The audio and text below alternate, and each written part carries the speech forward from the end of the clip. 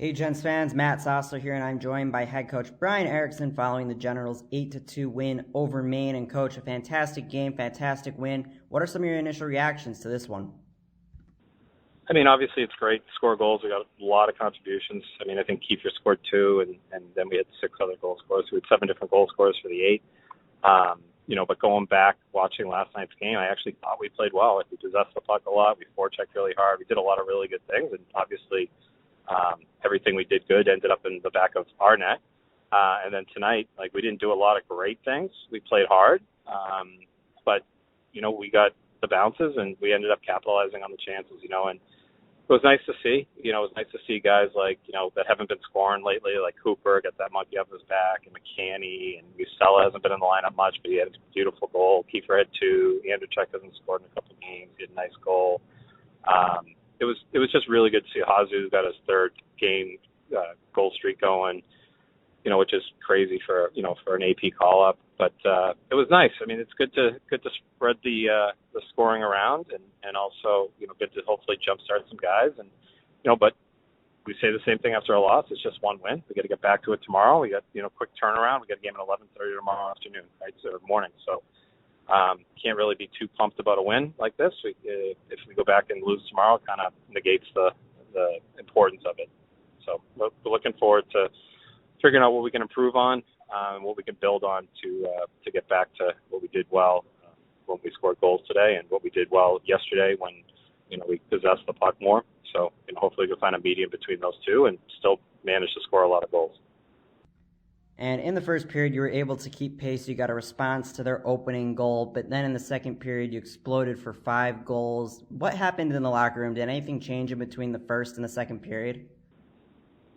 Well, Jonathan Young obviously scored that goal in the first period to make it a 1-1 game, and then they added one late, to make it 2-1.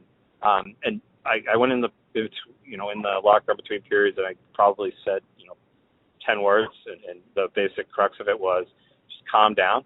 We're not playing that bad, but we're running around a little bit in the D zone. We just need to collapse back to the middle and let them buzz around on the outside, but keep everything from the outside, and just everybody calm down and just stop over trying, which is sometimes that happens when you have a big blowout loss. And I thought they did a really good job of settling down, and we scored 5 goals in the period. Obviously that was a huge period for us, and it changed the game. But at the same time, we really happy with the third period too. Is kind of putting the foot on their throats and closing the game out. And speaking of putting the foot on their throats, you held them to a goose egg in the second and third period, a lot of that coming from Hugo Haas, but also the blue line and the forwards. Talk about that side of the ice a little bit. I mean, obviously it was nice to see Hugo bounce back. I didn't like the second goal he gave up, and then after that I thought he was lights out. I didn't think we put him in a position where I had to make a ton of grade A saves, but he also did an unbelievable job today of with his rebound control. He really didn't create second chance opportunities. I mean, we're pretty confident in Anton and Hugo that, they're going to make that initial save, and today Hugo made that initial save. He just did a better job today than yesterday with the rebound. He either didn't allow one or he was able to direct it. He got an assist today. He does a good job, obviously, breaking the puck out. It was good to see. It was good to see a bounce back, and now we've got a decision to make for tomorrow, and we got to see where we're at. But it was a huge bounce back, and it was a huge bounce back for a lot of guys. I thought the D did an okay job. I thought they were very average to below average, but at the end of the day, they pushed pucks up north and did a good job keeping pucks in at the blue line, and gave us a chance to use some of our skill up front.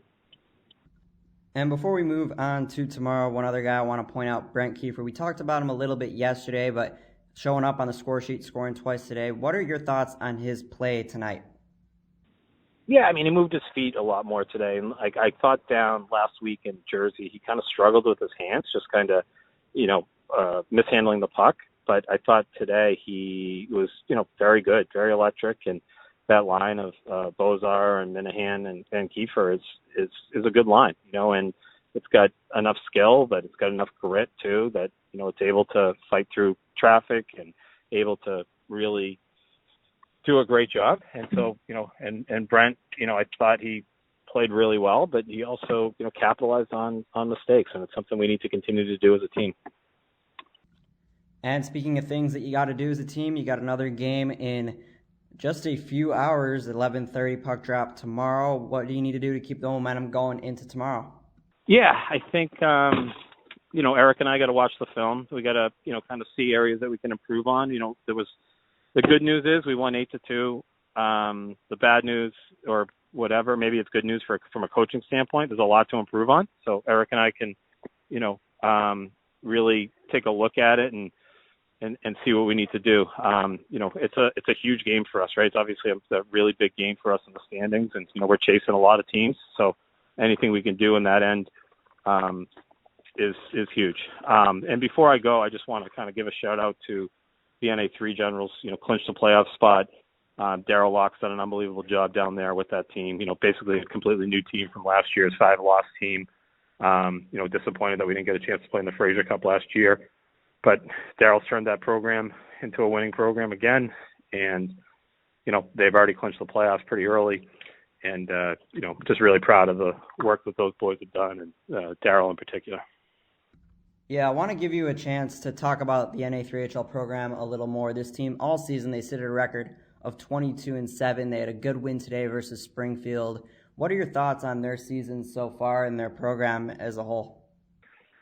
Yeah, I thought that, when you looked at today's game, and I did watch it, and they didn't play very good in the first period. They got down 2.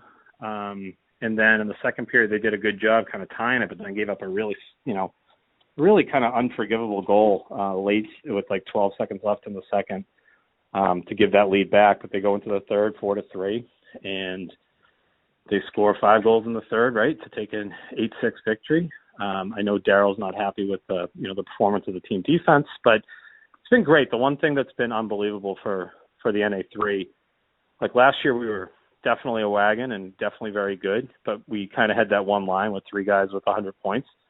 This year the scoring is so balanced throughout it. Like you got Sean Gorman, you got Nick Goborn, you got, you obviously got Peyton Felix and Carson Asper and Tyler Kaminsky, but like it just keeps going on and on. You just have guys, probably 10 guys with over 20 points, and that's huge. You got James Clark, and I think he scored his 17th or 18th goal. Like Shepard scored a goal today. We just played very, very balanced scoring attack, which leads us to, having the potential to go far in the playoffs. And, obviously we've had great goaltending in Espen and Patrick Coburn.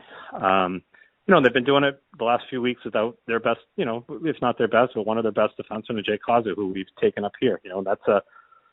That's a reflection on Daryl too, doing a great job coaching up Jake to the point where we can use him.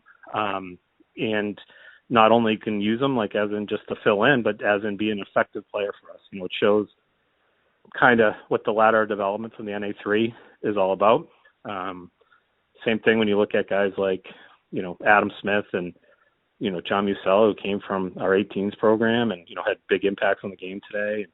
And, Jay Kazu's played NA3 and NA. Like it's great, and it's all a testament to the work that Daryl does and Eric does. And, I'm just kind of a guy that, I take a lot of blame and I take a lot of credit, that I don't deserve most of the credit. I deserve most of the blame. And I think Eric and Daryl get kind of overlooked sometimes of just how good of a job they do on the development side. And, obviously we have big expectations for the NA3 team going forward. But either way, it's been a very successful season in a trying COVID year. And we've played a lot of games and had a lot of wins. And we're looking forward to returning around and winning again tomorrow. Awesome, Coach. A good day for the Northeast Generals, the NA3HL Generals, getting an 8-6 win. The NAHL Generals putting up an 8th spot as well, defeating the Maine Nordiques 8-2. Coach, thank you so much, and good luck tomorrow. All right. Thanks, Matt.